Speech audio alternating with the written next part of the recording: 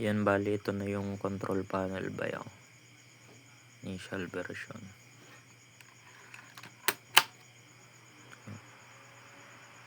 Ito emergency stop switch. Pag pinindot mo mawawala yung supply. Ayan. Tapos pag i-reset, tapos itong main switch naman, on off lang. On. Ayan. Tapos yan yung lalabas na welcome message.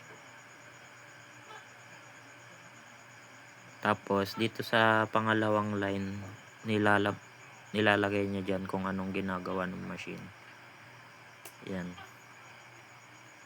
Tapos sa unang line, kung ano yung current na treatment na nakasave na settings niya. Doon nakabase yung minimum tsaka maximum na humidity. Yan. Pump is off. Tapos dito sa pangatlong line, yung current temperature tsaka humidity.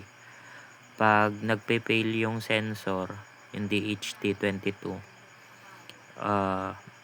lalabas dyan error.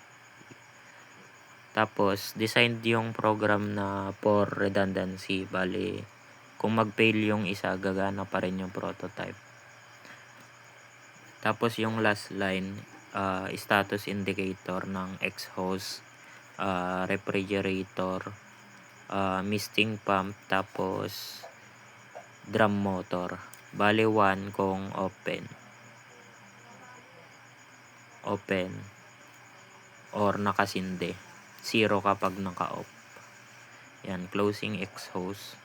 Tapos magsi-0 yung exhaust is closed. Tapos ito yung sample na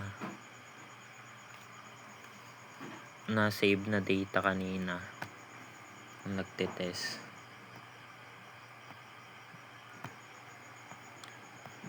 Yan. Bale, timestamp, treatment, average temperature, tapos average humidity.